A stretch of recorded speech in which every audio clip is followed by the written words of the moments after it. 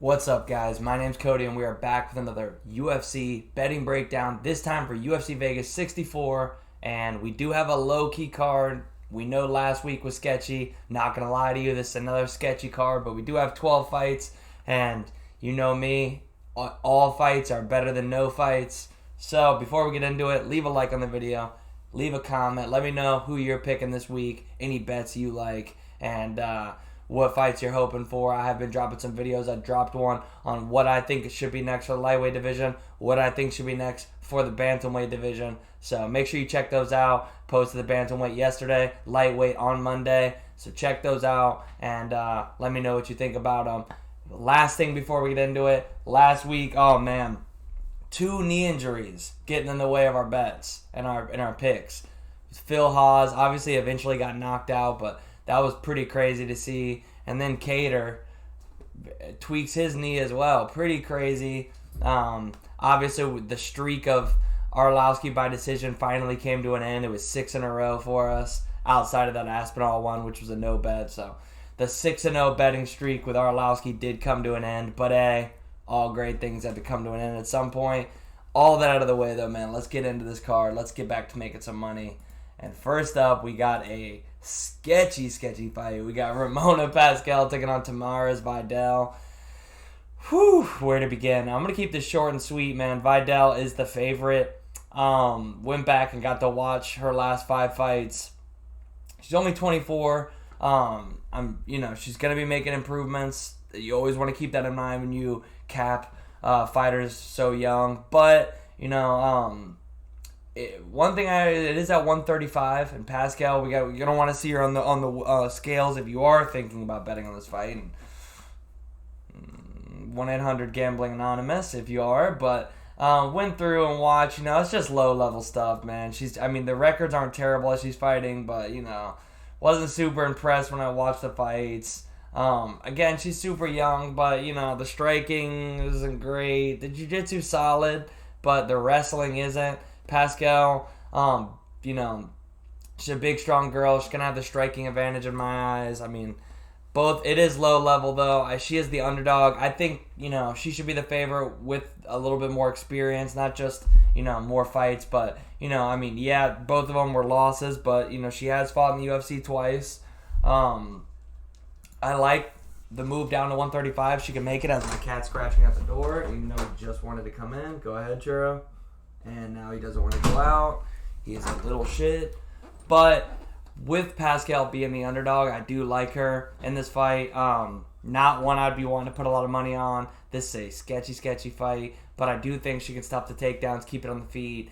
Vidal, super green there. Just loading up for big shots. So I'm going to go Pascal as the underdog. Take her by decision. Next up, we got Jake Hadley taking on Carlos Candelario. Jake Hadley... he's coming in as a big favorite, which is scary considering, his last fight, he was a big favorite again against Nascimento. And me and some of you guys hopefully cashed on that. I had money on Nascimento. Just knew his jiu-jitsu was going to give Hadley problems. And, Hadley is, he's a solid fighter, but he's got to get the takedown. He's a wrestler. His striking is not great. His jiu-jitsu is solid, but he's just really good at getting on top. Still only 26. I'm sure he's getting better. And the thing about Carlos Candelario is just absolutely zero takedown defense, man. We saw, Tatsuo Taro is a really good fighter. But, oh my God, this cat is driving me nuts. Go ahead, dude. He is a menace. But, in the Victor Altamirano fight, though, too, it's just, you just see, he just doesn't have no takedown defense, man. And I just feel like Hadley, it's a pretty... Even though you saw Hadley had some beef with, I think it was Sean Shelby. So why are they doing him a lot of favors? I don't know. But I do think this is a super favorable matchup. The only thing that scares me, Hadley, in that Nascimento fight, it did look like he was having some trouble. Getting down in the weight. Maybe that could be an issue going forward, but if not, I do think this is his fight to win. Candelario, maybe it'll be close on the feet, but I just feel like Hadley's going to be able to take him down. And I just don't see him being able to keep it on the feet for long. So I'm gonna go Hadley. I'm gonna go decision. But he could end up finishing him if he takes him down too easily. But next up, we got Johnny Munoz Jr. taking on Ludovic Shaolin and Shaolian.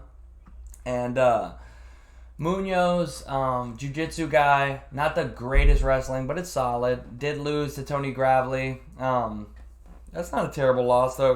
Gravely, he's solid. Jamie Simmons, though, I mean, yeah, he submitted him, he beat him, but I wasn't, entirely impressed with that fight. I mean, Jamie actually landed some shots on the feet.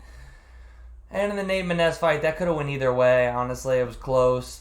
We'll talk about him in a bit. But in this fight, man, I do feel like Ludovic can take him down. He's a solid wrestler. But, I just feel like on the ground, Munoz is going to have some big advantages.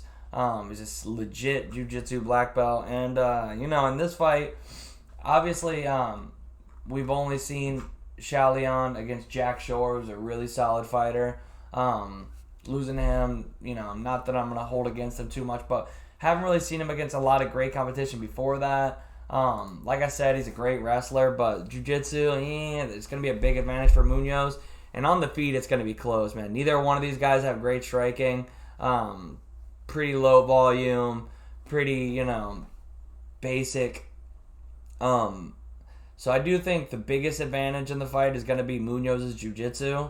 And I do feel like, while I typically, if I know somebody's going to get on top, I'm going to lean that way. I think Munoz could even possibly, get on top of Ludovic as well. And I just feel like I don't know. I got to see more from Shaolian before I'm ready to bet him. I mean, he is a decent underdog, and I guess so. Would I want to be laying minus 200 on Munoz? A guy who, didn't just run through Jamie Simmons, who had no business in the UFC, not to be disrespectful.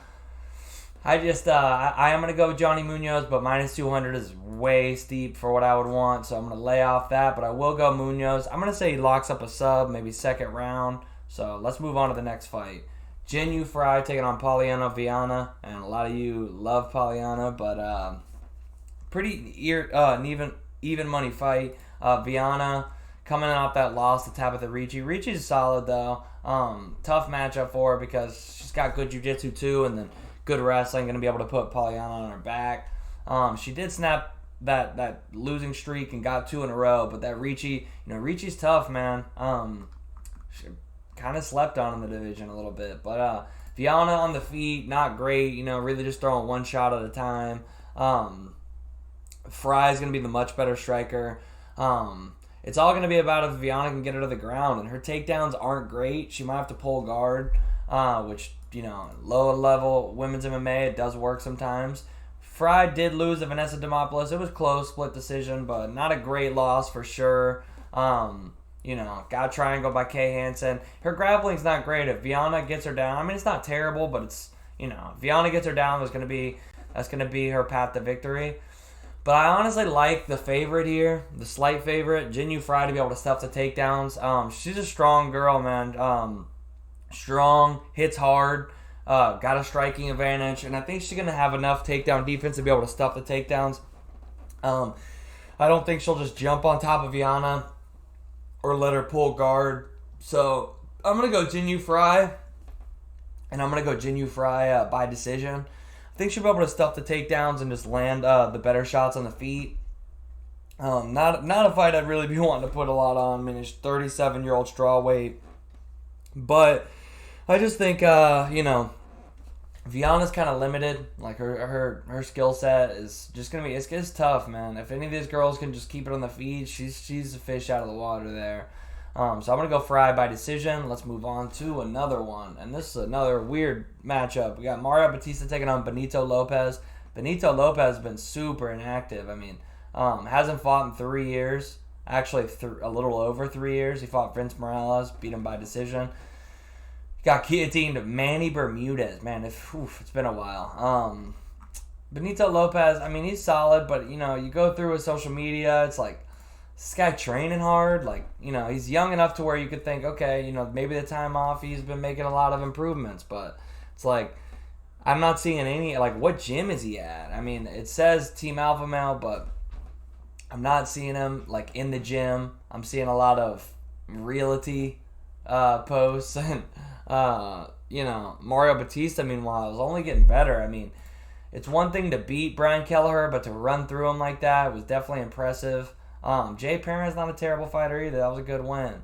Obviously, getting finished by Trevin Jones, but, Trevin, he's shown finishing ability. Outside of that, I mean, he's only getting better. I mean, lost his debut to Corey Sandhagen. I mean, this he's getting better too. He's young. I get the price, honestly. I mean, I'm going to keep this short and sweet.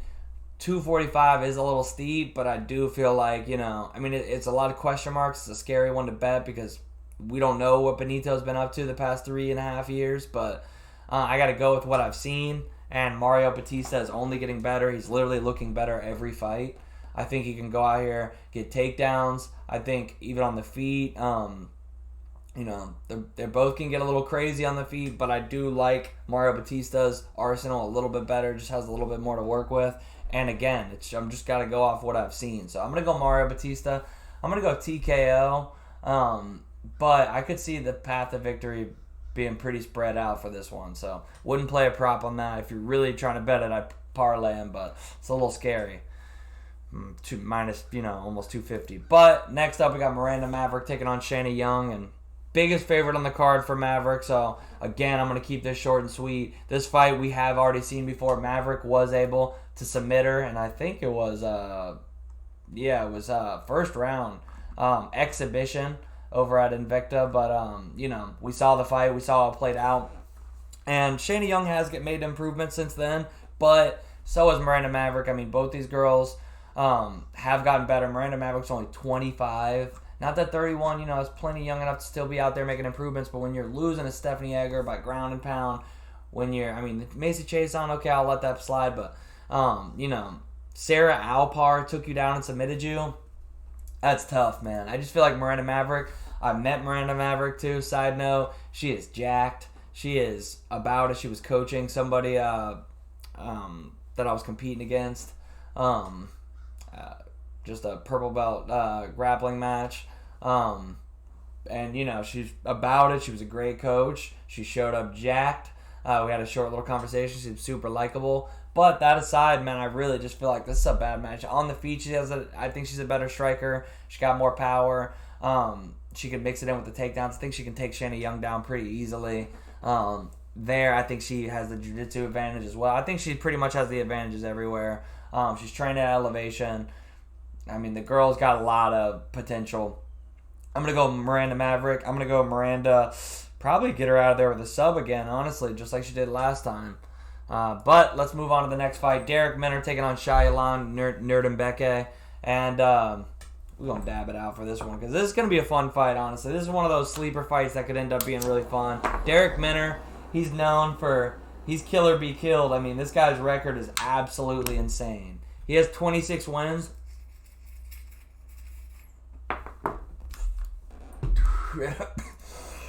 And I want to say at least 22 of them 22 are by sub. I mean, you look at this guy's record, either submits you in the first round or he loses. But over there with James Krause, he's making improvements. Ryan Hall, typically we would have thought he would have submitted him, especially outside of the first round, but he was able to survive a ton of submissions, continue the fight going. He won a decision over Charles Rosa by wrestling. Obviously, put a stop to the hype train of TJ Laramie. Nobody saw that coming, but in that first round, he could submit anybody. And Shailan's been submitted, I think, 6 times out of his 10 losses. So, at minus 200, man, I do think, it's scary. I would be very scared betting Shailan minus 200. Do I think he's a better fighter? I do. I do think he should be able to win this fight probably by decision. Go out there, grind Derek Minner, especially a Derek Minner of old. I would think this is a pretty favorable matchup. But the problem is, man, I question this guy's fight IQ a little bit sometimes. Sometimes it's like you got a clear path to victory and now he's brawling a little bit or going to the mat with a guy who's got a much better jiu-jitsu. Like, in that first round, man, don't initiate any grappling. Just stay at range, honestly. I get Derek Menner is rounding out his skill set a little bit. Regardless, though, I mean, the man is a first-round submission monster. If he latches that guillotine in that first round, you ain't getting out, man. Like, he's just got one of those squeezes, man. If he now, he don't have that squeeze for long, but if he latches that goddamn guillotine over your neck in that first 5 minutes, you're probably tapping or taking a nap. I will lean Shylon, but I'm really tempted on betting a little first round by sub Derek Menner, because I would not be surprised in the slightest. The only thing that makes me not want to do that is because he's got such a good coach and a good team that's telling him now to round out his game. Sometimes you got to do what got you to the dance, though, man. And maybe he'll come out here and sell out for the take there for the submission in that first round. Maybe he'll look to switch it up a little bit, and, spread his wings over there at Glory MMA a little bit. He's still only 32. It's not too late for him to make changes, even though he has 40 fights. But I am going to go Shylon by decision, grind him out, but Derek Menner's a live underdog here for sure, and I'm going to be kicking myself if he gets that first round sub and I don't bet it. But next up, this is one of my favorite fights in the card for sure. We got Mark Madsen taking on Grant Dawson. Mark Madsen, the Olympic wrestler. That's a scary looking dude right there. He got some pearly whites, but man, we saw him in that last fight, Vince Pichel. It was a close fight, man. Vince thought he won it, but, the judges thought otherwise. And the Clay Guida fight was super close, too. I mean, everybody thought he was going to go in there, look to just use his wrestling against Clay, and he used his jab. His jab's getting a lot better. His striking has improved. Is he some high-level striker? No, but it's gotten better. He's not as much of a one-dimensional anymore.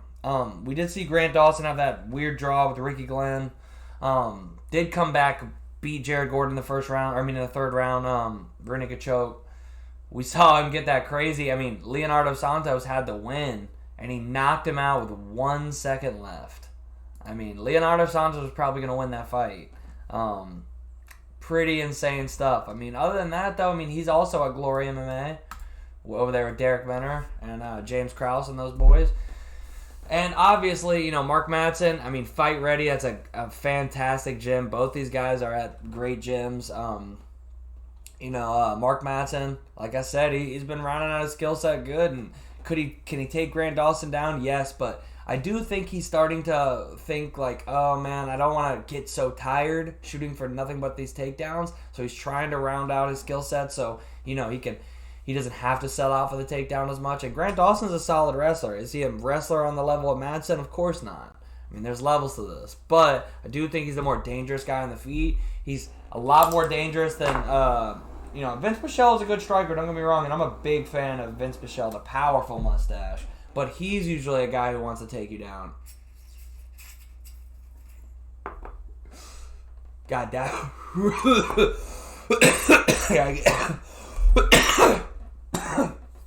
Gotta get those numbers up for Mark Madsen. I'm the Olympic dabber.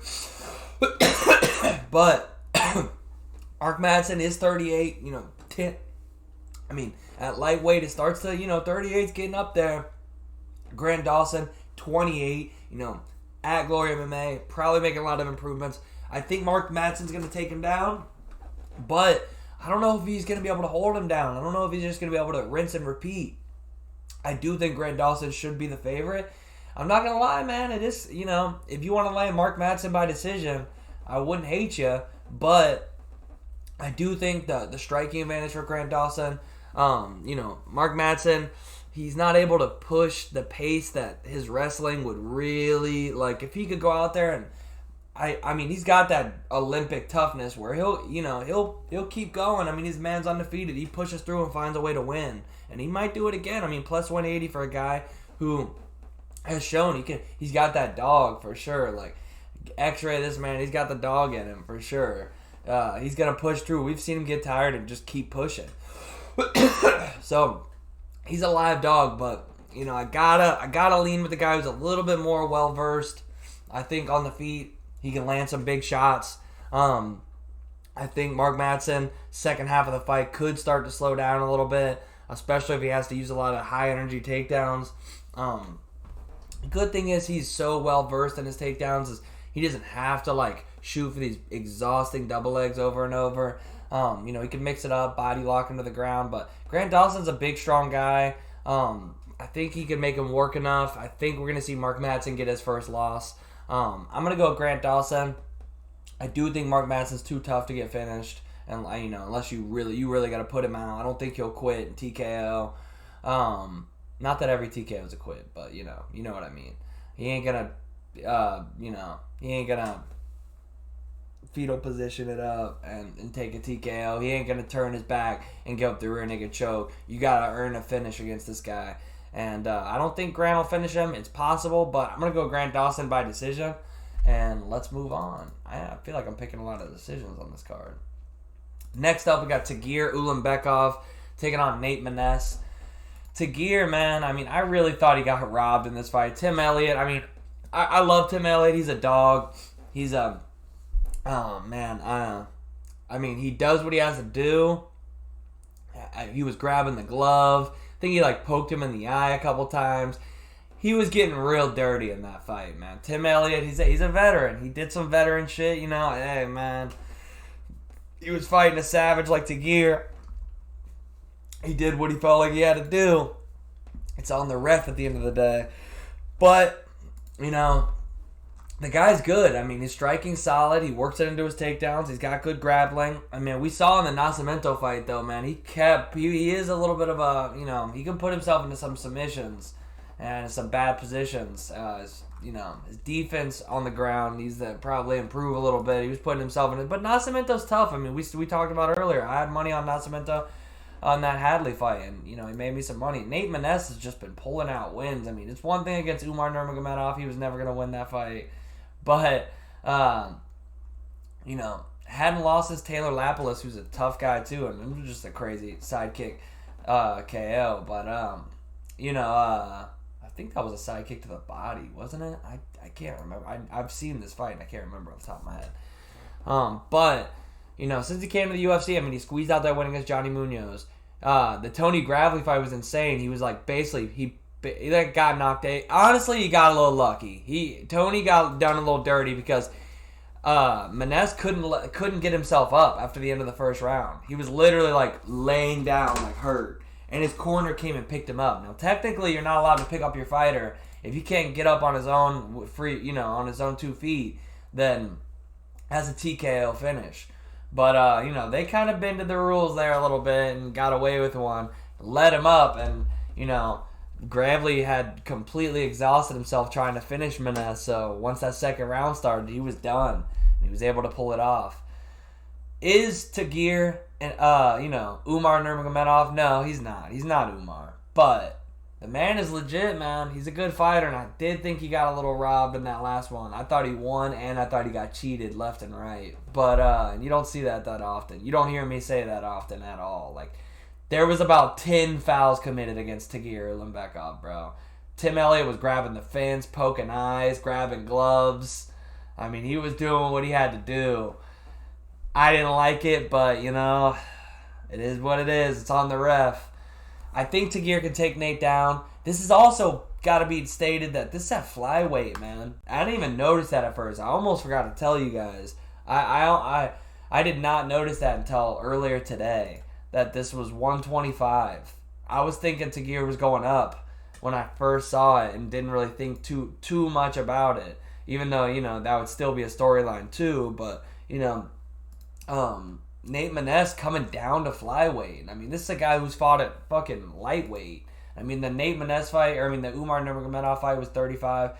This was 35 too, right? No, this was a 45. Yeah, he started at featherweight with Munoz. But I have seen him. I think this one. No, this is Bantam, man. Lapilus. He's some of these old fights. Lightweight right here. He's had a couple other lightweight fights. This is a pretty big guy, man. I'm really gonna be interested to see if he can make the weight. 5'10". You're gonna have a little bit of reach, a little bit of height, but pretty big guy, man. He's not skinny by any means. So Tagir, you're gonna be a size advantage for Nate, but I think Tagir could take him down. I don't know what that weight class is going to do. I mean, we have seen him rocked. We've seen him hurt. Could Tagir doesn't have a ton of power, but if he gets on top of him, starts landing some ground and pound, is he going to, is it going to affect him more because he's really sucking himself dry to make this? I mean, 125 for him, I don't know, man. I don't know if he's going to make that weight. I mean, 135, he looked drawn out. 125 is going to be a tough weight class. So definitely, if you're trying to bet Nate Maness as an underdog here, watch the weight. I don't want to see you get done dirty. If he comes in like 4 pounds over and he doesn't look like too dead, hey, maybe he's playing the game. He's going to go ahead. I'm going to do what I got to do my own form of cheating against Tagir. Tagir might get done dirty again. If Nate comes in like 4 or 5 pounds over and just doesn't even look like he had to suck himself out too much, then yeah, Tagir, could be in some trouble. But if he comes in like 1 pound over and he's looking like he really tried to make weight and squeezed every last bit of water out of his brain, Tagir might be able to, finish him. I mean, I would lean more so the submission, dab 3. But I would be shocked. We have seen Nate get hurt a couple times in these last fights. Umar, more so just going to try to grapple you the whole time. I think Tagir will too. I think Tagir by sub. We could see Nate less so with his chin being affected, more so with his gas tank. Nate could have a good straight first round. Tagir could start to take over. And I'm going to take Tagir by sub. I don't think the weight cut's going to help him. I think he's a little big for flyweight. I mean, yeah, if he somehow is able to make it healthily, safely, then maybe he's just going to be a big, strong, hard-hitting flyweight. But I think he's a little big for flyweight, man. I don't really love this move down. I think he was plenty big for 135. You just fought a killer like Nurmagomedov. I don't think the weight was the issue, but I'm gonna go Tagir by sub. Let's move on to the next fight, and as I took a little bit more time in that last fight because it was probably the best fight on the card. I mean, those last two were like, the co-main is really. I mean, the co-main and main are solid, but that last fight was really good, high level, and now we're going into what might be the lowest level heavyweight UFC fight you could see. And I like Chase Sherman, honestly. I don't know Josh Parisian's personality as well. I like Chase Sherman, though. The vanilla gorilla. He just goes in there and throws hands. He's fun. I'm not trying to disrespect any fighter. This dude, both these guys knocked me out cold. All right, now that's being said, this is a sloppy fight, man. Chase Sherman, I mean, we know what's up with that. I mean, they're giving him a winnable fight because he did go in there. They gave him one in Vandera in the last one, but he went in there, and respect to Chase Sherman. This is, again, why I like him. Went in there and fought Alexander Romanov on short notice. He was like a 10-1 underdog. It might have actually been like 13-1. And, yeah, he got Americana'd in the first round. You do not see Americanas in MMA, let alone the UFC. That's literally like... again, that's Romanov, I get it, but like defending an Americana, being in the UFC and getting Americana, like you just grab your arm and turn into it. Like, worst case scenario, you give up your back and then get rear naked choked. But like, to get Americana in the UFC is tough. That's tough. But that's Alexander Romanov. There's a big old difference between Romanov and Parisian. Parisian, man, I mean, yeah, he beat Alan Baudot, a dude who shouldn't be really... I mean, he's a big frame, I guess, but his best work's been, a light heavyweight. Roque Martinez, I mean, that dude is like a welterweight who just does it, who wants to eat cheeseburgers. I'm not being, I'm being real. I mean, this guy is, 5'10", Chad Johnson on the Contender Series. I mean, yeah. I mean, he's not beating anybody high level. I mean, he lost to Dontel Mays by finish in the crucifix. He got, destroyed by Dontel Mays. He actually had people thinking Dontel Mays was, a prospect. No disrespect. I mean, this fight, we've seen... typically, if you want to beat Sherman, you want to go out there and grapple him. Parisian, he's getting out grappled by strikers. These are two guys who can't really grapple. They're probably just going to throw on the feet Parisian, I mean, just so sloppy. The chin is right there just for the taking. Chase Sherman, I mean, typically if you're beating this guy, you're grappling him. He has the bare knuckle experience. Typically, you don't see people going from bare knuckle back to the UFC. It's typically they go to bare knuckle when they can no longer fight in the UFC. But hey, I like the UFC game. I mean, he's only 32. At heavyweight, these guys are young, man. You can fight at heavyweight, low 40s. And it's common to fight to your low 40s and at heavyweight. But these guys, especially Chase Sherman, got some miles on him. He's taking some damage. I do think Chase Sherman, this is a good matchup for him though. Parisian's gonna stand in front of him. They're gonna have they're gonna just throw hands. I mean, Parisian will throw some ugly kicks, but I think Chase Sherman's actually gonna catch him, put him down. I got Chase Sherman by knockout, man. I can't believe I'm picking Chase Sherman in a UFC fight right now. But I am, and it's even money. Am I betting it? Hell no. I'll lose 5 years of my life, regardless of which side you bet this. 1-800-gamblers, are us. I'm going to go Chase Sherman, though, by knockout, but that fight is insane. Back to high-level MMA, though. No disrespect. Neil Magny versus Daniel Rodriguez.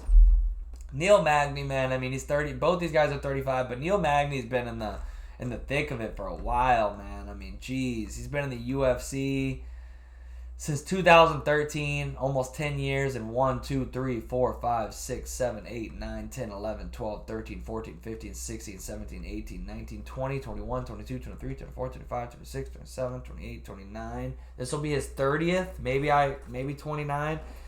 29 or 30th UFC fight. I mean, that's insane, man. Like, hats off to this guy. Absolutely nothing but respect for being not only in the UFC, too, and he's fighting killers, man. At least, like, the last, 5 years. I mean, shit, RDA freaking 7 years ago. It's like, or 6 years ago. The guy's just, man, he's been around for a while. I mean, he's made me a lot of money, honestly. Like, overall, yeah, he lost me a little bit of money because I had a little bit of money on him as a big underdog. Magny by decision against Shavkat, just because we hadn't seen him get extended, and I'm like, okay, let's see what happens. And Shavkat, I was a believer in him. I'm not a doubter. I love Shavkat. He's super high level, and yeah.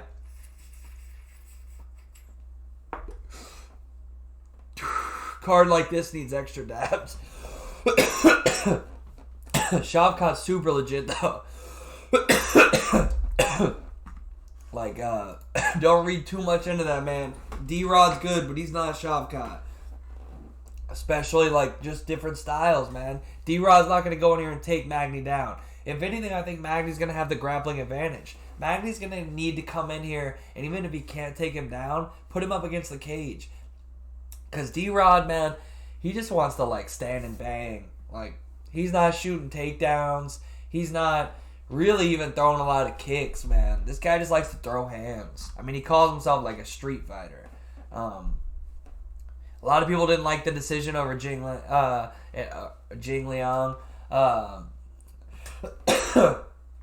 But he did go in there and beat Kevin Lee.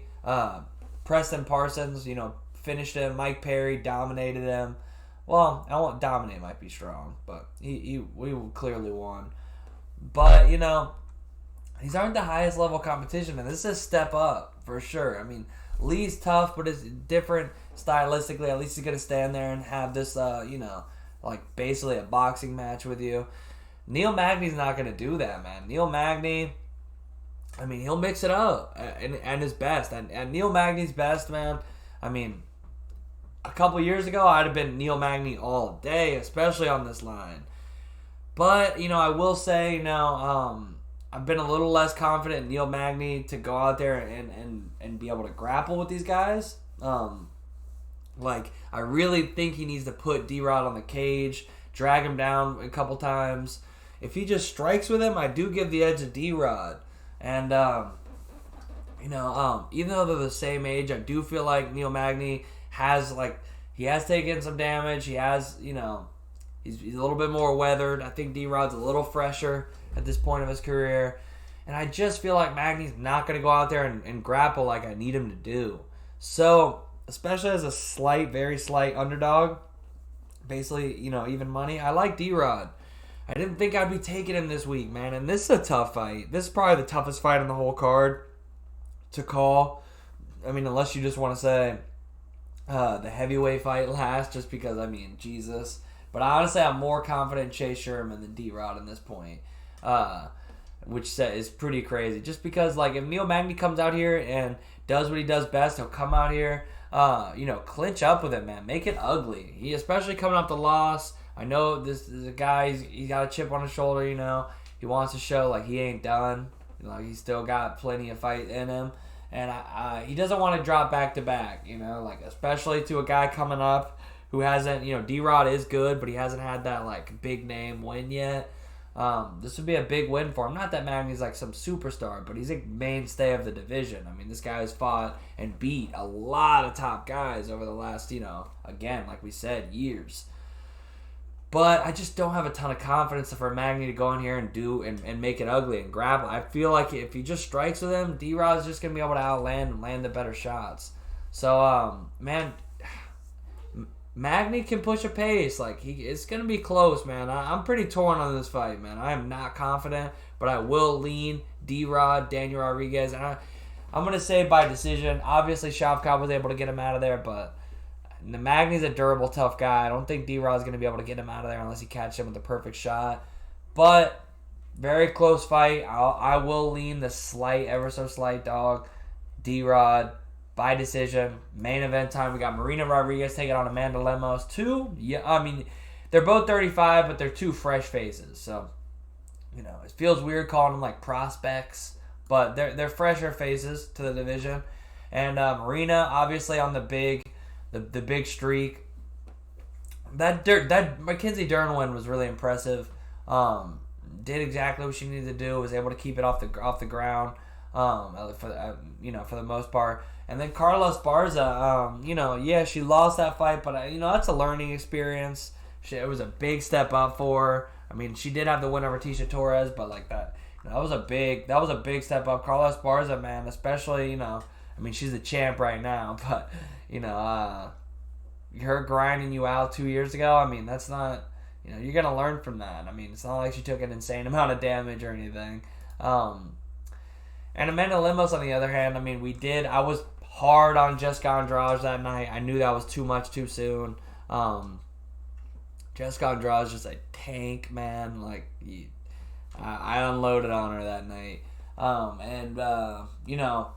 But Michelle, against Michelle Waterson, finishing her like that, beating her okay, but finishing her, that was nice.